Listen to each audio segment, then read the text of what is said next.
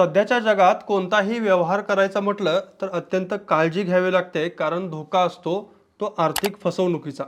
आणि विशेषतः जमिनीचा व्यवहार असतो तेव्हा तर अत्यंत काळजी घ्यावी लागते. महत्त्वाचं म्हणजे जमीन कशासाठी खरेदी केली जाते, तर प्रामुख्यानं घराच्या बांधकामासाठी असेल किंवा शेतजमीन म्हणून, आणि यासोबतच काही व्यावसायिक कारणासाठी सुद्धा बऱ्याचदा जमिनीची खरेदी विक्री केली जाते. आणि अशा प्रकारे जमिनीचा खरेदी विक्रीचा व्यवहार करत असताना नेमकी कोणती काळजी घेतली पाहिजे हेच आपण या व्हिडिओमध्ये पाहणार आहोत, जेणेकरून आपल्याला कुठंतरी आर्थिक फसवणुकीला सामोरं जावं लागणार नाही. कारण जमिनीच्या व्यवहारांमध्ये बऱ्याचदा लाखो कोट्यवधी रुपयांची गुंतवणूक केली जाते, आणि अशा परिस्थितीमध्ये जर आर्थिक गंडा बसला तर त्याचा फार मोठा फटका, आर्थिक फटका सहन करावा लागतो. त्यामुळं अशा प्रकारे जमिनीचे व्यवहार करताना नेमकी कोणती खबरदारी घेतली पाहिजे हेच आपण या व्हिडिओमध्ये पाहणार आहोत. नमस्कार, मी कैलास, आपण पाहत आहात विशेष भारी.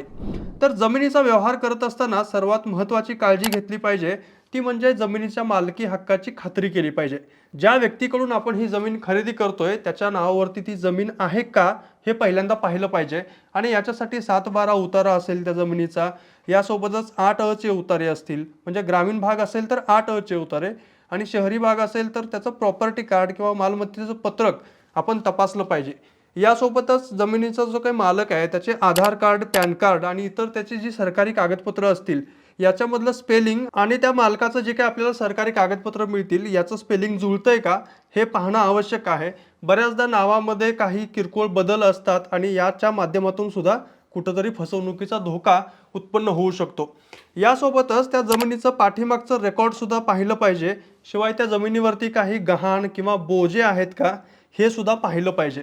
महत्त्वाचं म्हणजे आपण त्या जमिनीचा पाठीमागचा 30 वर्षाचा एक टायटल सर्च किंवा टायटल रिपोर्ट काढू शकतो. आणि इंडेक्स 2 जो असतो, म्हणजे दुसरा इंडेक्स जो असतो, याच्यामध्ये आपल्याला ती जमीन कोणी किती तारखेला विकली, कोणी खरेदी केली, किती किमतीला विकली याची माहिती सुद्धा मिळू शकते.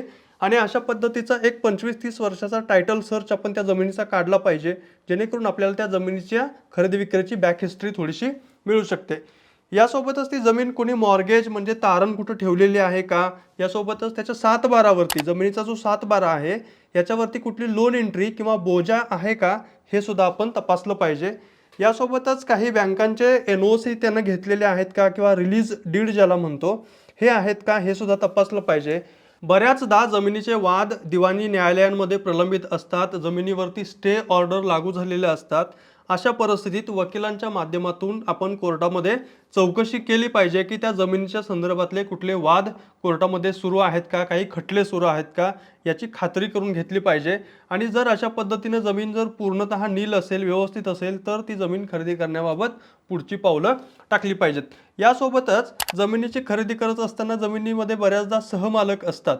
म्हणजे पुढचा मुद्दा महत्त्वाचा आहे हा, की जमिनीच्या सहमालकांची संमती आहे का. महत्त्वाचं म्हणजे बऱ्याचदा जमीन ही वडिलोपार्जित असते, 3-4 भावंडांची नावं त्या जमिनीमध्ये असतात. आणि अशा परिस्थितीमध्ये आपण एका भावाकडून ती जमीन किंवा एका खातेदाराकडून ती जमीन खरेदी करतो, आणि अशा परिस्थितीमध्ये त्याचे जे इतर काही भाऊबंद असतील तर ते खटले दाखल करतात किंवा ते त्याच्या विरोधामध्ये कुठंतरी कोर्टामध्ये जाऊ शकतात. अशा परिस्थितीत तो सगळा व्यवहार सुद्धा बाद होऊ शकतो. म्हणून काळजी म्हणून जमिनीचा व्यवहार करत असताना सगळ्या सहमालकांची परवानगी आहे का याची पहिल्यांदा तपासणी केली पाहिजे. यासोबतच त्या जमिनीचं झोनिंग किंवा NA झालंय का ह्याची सुद्धा तपासणी केली पाहिजे. महत्त्वाचं म्हणजे जमीन नॉन ॲग्रिकल्चर असेल तरच आपल्याला तिथं घर बांधता येतं, त्यामुळे ती जमीन NA झालेली आहे का हे सुद्धा पाहिलं पाहिजे. यासोबतच जमीन बऱ्याचदा वनक्षेत्रामध्ये येऊ शकते आणि चुकीची जमीन सुद्धा विकली जाऊ शकते खोट्या कागदपत्रांच्या आधारे, किंवा बऱ्याचदा CRZ म्हणजे जो काय कोस्टल रेग्युलेशन झोन असतो अशा ठिकाणच्या सुद्धा जमिनी विकत घेताना खबरदारी घेतली पाहिजे. यासोबतच जमिनीचा प्रकार कोणता आहे, म्हणजे रेसिडेन्शियल आहे, इंडस्ट्रीयल, कमर्शियल, आपली कुठली साईट आहे आणि आपल्याला जमीन कुठल्या प्रकारची आवश्यकता आहे हे सुद्धा पाहिलं पाहिजे. बऱ्याचदा MIDC जवळच्या ज्या जमिनी असतात ह्याचे रेट जास्त असतात आणि त्याच्या विक्रीमध्ये बऱ्याचदा फसवणूक होताना दिसून येते. त्यामुळे जमीन कोणत्या प्रकारातली आहे, त्या जमिनीचं नॉन ॲग्रिकल्चर प्रमाणपत्र आहे का याचं सुद्धा आपण खात्री करून घेतली पाहिजे.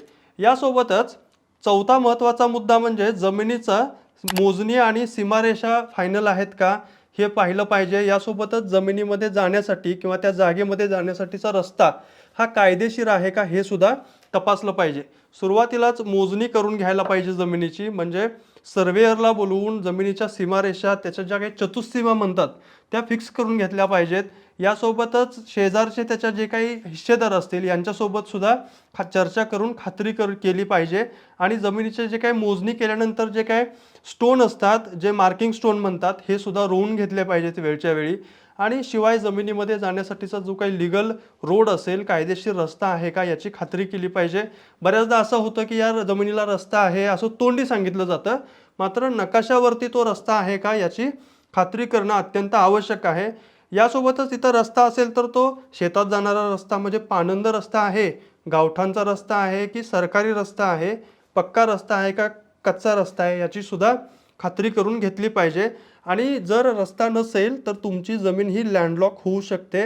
तुमच्या जमिनीमध्ये किंवा जागेत त्या प्लॉटमध्ये जायला रस्ताच नसेल तर त्या जमिनीचा जागेचा उपयोग कसा होईल याचा सुद्धा आपण विचार करायला पाहिजे। यासोबतच शेवटचा 5वा मुद्दा महत्त्वाचा आहे, तो असा की जमिनीची नोंदणी प्रक्रिया, ज्याला म्युटेशन म्हटलं जातं, आणि फेरफार नोंदणी ही तातडीनं करून घेतली पाहिजे। म्हणजे जमिनीचा व्यवहार केला, पैसे भरले आणि कुठंतरी त्याला खरेदी खत केलं म्हणजे झालं असं नाही, तर त्या खरेदी खताची रजिस्ट्री सुद्धा करणं आवश्यक आहे। यामध्ये ॲग्रीमेंट टू सेल सुरुवातीला केलं पाहिजे, त्याच्यामध्ये सगळ्या अटी लिहून दिल्या पाहिजेत। यासोबतच स्टॅम्प ड्युटी भरली पाहिजे, रजिस्ट्रेशनची जी काही फी असते ही सुद्धा सुरुवातीला भरावी लागते। यासोबतच व्यवहार पूर्ण करायचा असेल सगळाच तर तुम्हाला इंडेक्स 2 जे मिळतं त्याच्यामध्ये सुद्धा जमीन तुमच्या नावावरती झाली आहे का याचा एक पुरावा मिळू शकतो। म्हणजे खात्री करण्यासाठी इंडेक्स 2 जे आहे हे सुद्धा आपण व्यवस्थित तपासून घेतलं पाहिजे। आणि सगळ्यात महत्त्वाचं म्हणजे फेरफार नोंद करून घेतली पाहिजे, त्याचं म्युटेशन किंवा फेरफार नोंद झालाय का हे खात्री करून पाहिलं पाहिजे। यासोबतच तहसील महसूल कार्यालयामध्ये या जमिनी नावावरती चढवून घेतल्या जातात, त्याची नोंद केली जाते फेरफारवरती। आणि तुमच्या 7/12 जोपर्यंत ते नाव तुमचं दिसत नाही अमुक मालकाच्या नावाचं, तोपर्यंत जमीन तुमच्या नावावर झाली आहे असं आपल्याला म्हणता येत नाही। त्यामुळे खरी मालकी ठरवायची असेल तर 7/12 नाव चढलं पाहिजे, नोंद ती चढली पाहिजे, याची खात्री करून घेणं अत्यंत आवश्यक आहे। आणि महत्त्वाचं म्हणजे जर सगळ्यात मोठे व्यवहार असतील, अगदी लाखात कोटीत जर व्यवहार असतील, तर महत्त्वाचं म्हणजे वकील असतील, CA असतील आणि यासोबतच सर्वेअर असतील, यांच्यासोबत सल्लामसलत केली पाहिजे। त्यांचा सल्ला घेऊनच जमिनीचे खरेदी विक्रीचे व्यवहार केले पाहिजेत। बऱ्याचदा जमिनींचे व्यवहार हे कायदेशीर बाबींमध्ये अडकून राहतात किंवा त्याचे काही रजिस्ट्रेशन फीज असतील, मुद्रांक शुल्क असेल, याच्यामध्ये सुद्धा अडकतात। त्यामुळे त्याची खात्री करून घेतली पाहिजे। आणि या जमिनीच्या व्यवहाराशी निगडीत काही दिवाणी वकील असतात, CA असतील किंवा सर्वेअर असतील, यांना याचा अनुभव चांगल्या पद्धतीनं असतो। त्यामुळे भविष्यातला मोठा एखादा धोका टाळण्यासाठी सुरुवातीच्याच टप्प्यामध्ये अशा पद्धतीचा कायदेशीर तज्ज्ञांचा सल्ला घेणं सुद्धा आवश्यक आहे। तर मंडळी, जमिनीचे व्यवहार करताना नेमकी कुठली काळजी खबरदारी घेतली पाहिजे जेणेकरून आपली कुठं आर्थिक फसवणूक होणार नाही, आपण चुकीची जमीन खरेदी करणार नाही, या दृष्टीने आपण काही मुद्दे तुम्हाला सांगितले। तुम्हाला नेमकं या सगळ्या व्हिडिओबद्दल आणि सांगितलेल्या माहितीबद्दल काय वाटतं आणि जमिनीची खरेदी करताना अजून कोणती काळजी घेतली पाहिजे, तुमचं मत या कमेंट बॉक्समध्ये नक्की सांगा।